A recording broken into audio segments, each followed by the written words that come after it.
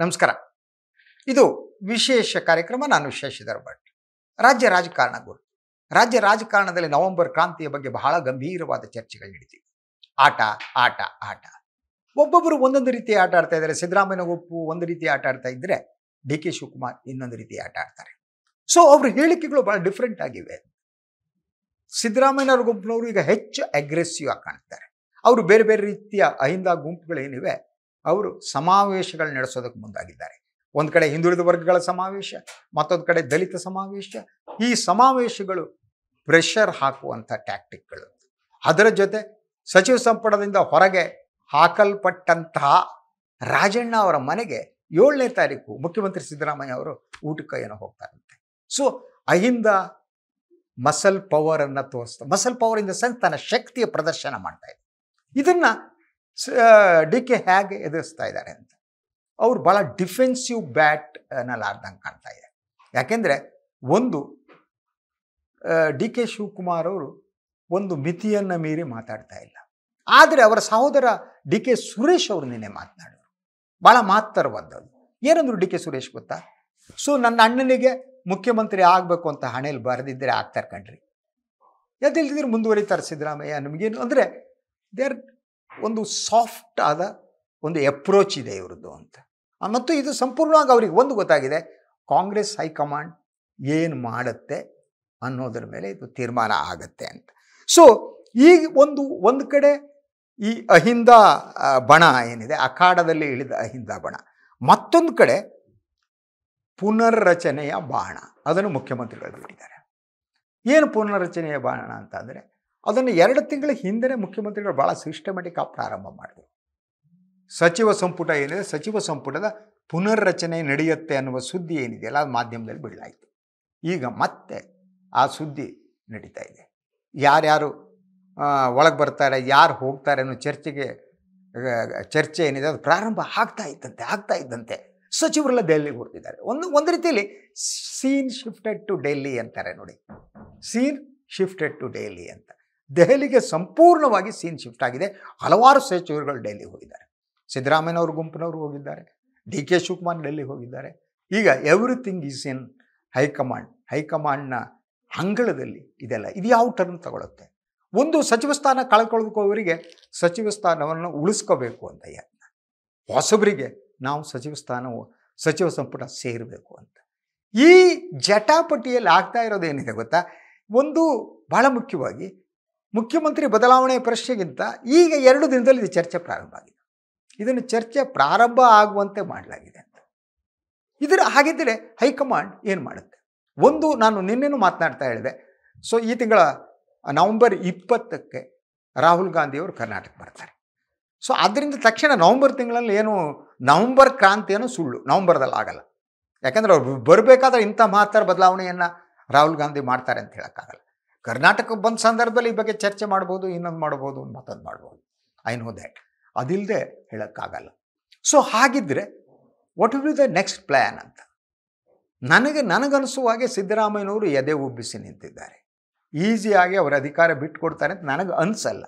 ಅವ್ರು ಬಿಟ್ಕೊಡ್ಲಿ ಬಿಡಲಿ, ನನಗೆ I have nothing to do. ನಾನು ಓನ್ಲಿ ರಾಜಕೀಯ ವಿಶ್ಲೇಷಕ. ನನಗೆ ಸಿದ್ದರಾಮಯ್ಯನವರು ಮುಖ್ಯಮಂತ್ರಿನ, ಡಿ ಕೆ ಮುಖ್ಯಮಂತ್ರಿನ ಹೋಗ್ತಾರ ನನ್ನ ವೈಯಕ್ತಿಕ ಅದರಲ್ಲಿ ನಂದೇನೂ ಇಲ್ಲ. But I want to analyse the situation ಅಂತ. ಡಿ ಕೆ ಶಿವಕುಮಾರ್ ಸ್ವಲ್ಪ ಮಟ್ಟಿಗೆ ಮಂಕಾದಂತೆ ಕಾಣ್ತಿದ್ದಾರೆ. ಅವರ ಮಾತಿನಲ್ಲಿ ಆ ಹುಮ್ಮಸ್ಸು ಕಾಣ್ತಾ ಇಲ್ಲ. ಅಂದರೆ ಅವರು ಯುದ್ಧವನ್ನು ಕೈ ಬಿಟ್ಬಿಟ್ರಾ ರಣರಂಗದ? No not at all sir. D K Shivakumar never come out. ಅವ್ರನ್ನ ಹತ್ತಿರದಿಂದ ನಾನು ಹೇಳ್ತೀನಲ್ಲ, ಅವರು ಶಸ್ತ್ರತ್ಯಾಗ ಮಾಡಿ ಯುದ್ಧ ಬಿಟ್ಟು ಹೋಗುವಂಥ ವ್ಯಕ್ತಿ ಅಲ್ವೇ ಅಲ್ಲ. He will fight. ಆದರೆ ಅವರ ಈಗ ಹೋರಾಟ ಇದೆ ನೋಡಿ, ಅದಕ್ಕೊಂದು ಸೂಕ್ಷ್ಮತೆ ಬಂದಿದೆ ಈಗ ಅಂತ. ಅವರು ಮೊದಲು ಈ ರೀತಿ ಈಗ ಒಂಥರ ಅವರು ಸ್ಟೇಟ್ಸ್ಮೆನ್ ಆಗೋದಕ್ಕೆ ಟ್ರೈ ಮಾಡ್ತಿದ್ದಾರೆ. Is not a statesmen. ಅಂದರೆ ಒಬ್ಬ ರಾಜಕಾರಣಿಗೂ ಒಬ್ಬ ರಾಜನೀತಿಜ್ಞನಿಗೂ ವ್ಯತ್ಯಾಸ ಇದೆ. ಕರ್ನಾಟಕದಲ್ಲಿ ರಾಜನೀತಿಜ್ಞರು ಯಾರ್ಯಾರು ಅಂತಂದರೆ ರಾಮಕೃಷ್ಣ ಹೆಗಡೆ, ಎಸ್.ಎಂ. ಕೃಷ್ಣ, ಇವೆಲ್ಲರೂ ರಾಜನೀತಿಜ್ಞರು, Arasu for that matter. So ಈ ಒಬ್ಬ ಸಾಮಾನ್ಯ ರಾಜಕಾರಣಿ ರಾಜನೀತಿಜ್ಞನಾಗದಿರುತ್ತೆ ನೋಡಿ, ಅದು ಭಾಳ ಮುಖ್ಯವಾದ್ದು. ಅದಕ್ಕೆ ಅವರಿಗೆ ಎಲ್ಲಿ ಮಾತನಾಡಬೇಕು, ಎಲ್ಲಿ ಮಾತಾಡಕೂಡದು ಅನ್ನೋದು ಗೊತ್ತಿರಬೇಕು. ಡಿ ಕೆ ಶಿವಕುಮಾರ್ ಮೊದಲು ಗೊತ್ತಿರಲಿಲ್ಲ.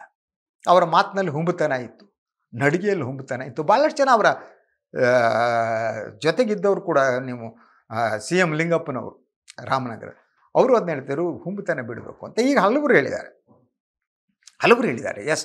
ಆದರೆ ಅವರ ಹುಂಬತನವನ್ನು ಮೀರುವ ಲಕ್ಷಣಗಳು ಕಾಣ್ತವೆ. ಆದರೆ ಅವರ ವ್ಯಕ್ತಿತ್ವ ಇದೆಯಲ್ಲ, ಆ ವ್ಯಕ್ತಿತ್ವ ಇಡೀ ಕರ್ನಾಟಕದಾದ್ಯಂತ ಒಂದು ಛಾಪು ಮೂಡಿಸುವುದರಲ್ಲಿ ವಿಫಲ ಆಗಿದೆ ಅಂತ.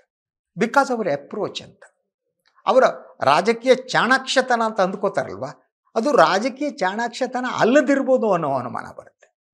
ಮತ್ತು ಅವರ ಈ ಸಾಫ್ಟ್ ಹಿಂದುತ್ವ ಇದೆಯಲ್ಲ, ಅದು ಕಾಂಗ್ರೆಸ್ ಪಕ್ಷಕ್ಕೂ ಒಳ್ಳೆಯದಲ್ಲ, ಅವರಿಗೂ ಒಳ್ಳೆಯದು. ಅವರು ದೇವ್ರ ಪೂಜೆ ಮಾಡೋದ್ರಲ್ಲಿ ನೋಬಡಿ ಅದನ್ನ ವಿರೋಧ ಮಾಡಬೇಕಾಗಿಲ್ಲ, ದೇವ್ರ ಪೂಜೆ.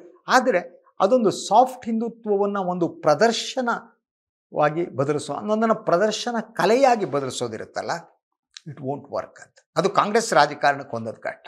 ಹೋಗೋದು, ಎಲ್ಲ ಕುಂಭ ಮುಳುಗೋದು, ಏಳೋದು, ಬರೋದು, ಆ ಸ್ವಾಮಿಗಳಿಗೆ ಕಾಲು ಹಿಡಿಯೋದು, ಕುತ್ಕೊಳ್ಳೋದು, ಅಂಗಿ ಬಿಚ್ಕೊಳ್ಳೋದು, these type of things you see is this called a soft Hindutva. ಇದು ವರ್ಕೌಟ್ ಆಗುತ್ತೆ ಅಂತ ಅನಿಸಲ್ಲ. ಅದರಿಂದ ಇವರಿಬ್ಬರ ನಡುವಿನ ಫೈಟ್ ಈಸ್ನೇ ಭಾಳ ಮಹತ್ವದ ಘಟ್ಟಕ್ಕೆ ಬಂದು ನಿಂತಿದೆ. ಇದು ವೆರಿ ಇಂಪಾರ್ಟೆಂಟ್ ಸಿಚುವೇಶನ್. ಏನಿದ್ರು ನವಂಬರ್ ಒಳಗೆ ಒಂದು ಸೀನ್ ಗೊತ್ತಾಗಬೇಕು. ಅದರಿಂದನೇ ಅಹಿಂದ ಅವರು ಸೆಡ್ ಹೊಡಿತಿದ್ದಾರೆ. ಈ ಅಹಿಂದ ಹೊಡೆದಿರುವ ಸೆಡ್ ಇದೆಯಲ್ಲ, ಅಥವಾ ಅವರು ಅವ್ರು ಹಾಕುವ ಪಟ್ಟು ಇದೆಯಲ್ಲ, ಆ ಪಟ್ಟನ್ನು ಅದಕ್ಕೆ ವಿರುದ್ಧವಾಗಿ ಮಾಡೋದು ಭಾಳ ಕಷ್ಟ. ಯಾಕೆಂದರೆ ಕಾಂಗ್ರೆಸ್ನ ಓವರ್ ಸ್ಟ್ರಕ್ಚರ್ ಇದೆ ನೋಡಿ, it will have an impact on structure ಅಂತ. ಅಹಿಂದ ರಾಜಕಾರಣವನ್ನು ತಿರಸ್ಕರಿಸಿ ಕಾಂಗ್ರೆಸ್ ಹೈಕಮಾಂಡ್ ಏನೂ ಮಾಡೋಕ್ಕಾಗಲ್ಲ. ಕಾಂಗ್ರೆಸ್ನ ಬೆನ್ನೆಲುಬು, ಅಥವಾ ಕರ್ನಾಟಕದಲ್ಲಿ ಕಾಂಗ್ರೆಸ್ ಬೆನ್ನೆಲುಬು ಅಂದರೆ ಅಹಿಂದ ರಾಜಕಾರಣನೇ. ಅದು ಯಾವಾಗ ಡಿ ಕೆ ಏನು ರಿಪ್ರೆಸೆಂಟ್ ಮಾಡುವ ಜನಸಮುದಾಯ ಇದೆಯಲ್ಲ, ಅವರು ಬಿ ಜೆ ಪಿ ಜನಸಮುದಾಯ. ಫಾರ್ ಎಕ್ಸಾಂಪಲ್, ನೀವು ಒಕ್ಕಲಿಗರನ್ನ ತರೋಕ್ಕೆ ಇವ್ರು ಟ್ರೈ ಮಾಡ್ತಾರೆ, ಆದರೆ ಒಕ್ಕಲಿಗರು ಭಾಳಷ್ಟು ಜನ JDS ಜೊತೆಗಿದ್ದಾರೆ ಅಲ್ವಾ. ಲಿಂಗಾಯತ್ ಸೇಸ್ತ ಲಕ್ಷ್ಮೀ ಹೆಬ್ಬಾಳ್ಕರ್ ಅಂತವ್ರು ಇವ್ರ ಜೊತೆಗೆ ಇರ್ಬೋದು, ಆದರೆ overall Lingayat committees with BJP. ಬ್ರಾಹ್ಮಣರಂತೂ ಅವ್ರ ಚಡ್ಡಿ ಲಂಗೋಟಿ ಅವ್ರ ಪರವಾಗಿರ್ತಾರೆ. ಆದರೆ ನೀವು ಯಾರು ರಿಪ್ರೆಸೆಂಟ್ ಮಾಡುವ ಜನಸಮುದಾಯ ಕಾಂಗ್ರೆಸ್ನ ಓಟ್ ಅಲ್ವೇ ಅಲ್ಲ. ಸೊ ಸಿದ್ದರಾಮಯ್ಯ ರಿಪ್ರೆಸೆಂಟ್ ಮಾಡುವ ಜನಸಮುದಾಯ ಕಾಂಗ್ರೆಸ್ನ ವೋಟ್ ಬ್ಯಾಂಕ್. ಆದ್ದರಿಂದ high command is in a dilemma. It is not so easy. ಅದರಿಂದ ಈ ಒಂದು ಪುನರ್ರಚನೆ ಇದೆಯಲ್ಲ, ಈ ಪುನರ್ರಚನೆಯ ಅಸ್ತ್ರವನ್ನು ಬಿಟ್ಟಿದ್ದಾರೆ. ನಾನು ನಿನ್ನೆ ಒಂದು ಮಾತನಾಡಿದ್ದೆ, ತಾವು ಗಮನಿಸಿರ್ಬೋದು, ಒಂದು ಅಹಿಂದ ಚಕ್ರವ್ಯೂಹ ಅಂತ. ಈ ಅಹಿಂದ ಚಕ್ರವ್ಯೂಹದ ಮುಂದುವರಿದ ಭಾಗವಾಗಿ ಈಗ ಪುನರ್ರಚನೆಯ ಬಾಣವನ್ನು ಬಿಡಲಾಗಿದೆ. ಸೊ ಇಡೀ issue it is now diverted. ಯಾರು ಒಳಗೆ, ಯಾರು ಹೊರಗೆ, ಯಾರು ಹಿಂದೆ, ಯಾರು ಮುಂದೆ. ಸೊ ಇದೇ ಸಿಚುವೇಶನ್ ಇದೆಯಾ, ಅದು ಬೇರೆ ಪ್ರಶ್ನೆ. ಆ ವಾತಾವರಣ ಸೃಷ್ಟಿಸೋದು ರಾಜಕಾರಣದಲ್ಲಿ ಭಾಳ ಮುಖ್ಯ. ಸಿದ್ದರಾಮಯ್ಯ ಮತ್ತು ಅವರ ಬಳಗ ಇಂಥ ಒಂದು ವಾತಾವರಣವನ್ನು ತಮ್ಮ ಬೇಕಾದ ಸೃಷ್ಟಿಸ್ತಾರೆ. ಇದನ್ನು ಡಿ ಕೆ ಏನು ಮಾಡ್ತಾರೆ? ಡಿ ಕೆಗೆ ಅವ್ರದ್ದೇ ಆದ ಸಮಸ್ಯೆಗಳಿದೆ. ಅವ್ರ ಜೊತೆ ಇರುವವರು, ಮಾತನಾಡುವವರಿದ್ದಾರೆ, ಅವ್ರ ಮ್ಯಾಚ್ಯೂರಿಟಿ ಇಲ್ದಿರುವವರು. ಯಾರೋ ರಾಮನಗರದವರು, ಚನ್ನಗಿರಿ, ಶಿವಗಂಗಾ, ಉಳಿದ ಕೆಲವರು ಮಾತನಾಡಲ್ಲ. He should have some more people, ಹೆಚ್ಚು ಸೀರಿಯಸ್ ಆಗಿ ಮಾತನಾಡೋಂಥವ್ರು ನಾವು ಇಟ್ಕೋಬೇಕು. ಅದು ಇಟ್ಕೊಂಡಿಲ್ಲ. ಏನಿವೆ, ಕರ್ನಾಟಕದ ರಾಜಕಾರಣಕ್ಕೆ ರಂಗು ಬಂದಿದೆ, ರಂಗು ಏರಿದೆ. ಇದು ಎತ್ತ ಸಾಗತ್ತೆ, ಏನು ಸಾಗುತ್ತೆ, ಪುನರ್ರಚನೆ ಆಗುತ್ತಾ ಅಥವಾ ಅದು ಟುಸ್ ಅನ್ನುತ್ತಾ? ಹಾಗೆಯೇ ಮುಖ್ಯಮಂತ್ರಿ ಬದಲಾಗ್ತಾರಾ ಇಲ್ವಾ, ಸಿದ್ದರಾಮಯ್ಯ ಮುಂದೆ ಹೋಗ್ತಾರೆ, ಏನಾಗ್ತಾರೆ, let us wait and see. ಹಾಗೆಯೇ ಪ್ರತಿ ಕ್ಷಣದ ಈ ರಾಜಕೀಯ ಬೆಳವಣಿಗೆಗಳನ್ನು ಕೂಡ ನಾನು ತಮಗೆ ತಲುಪಿಸೋದಕ್ಕೆ ಯತ್ನ ಮಾಡ್ತೀನಿ. ಅಲ್ಲಿವರೆಗೆ ನಮಸ್ಕಾರ.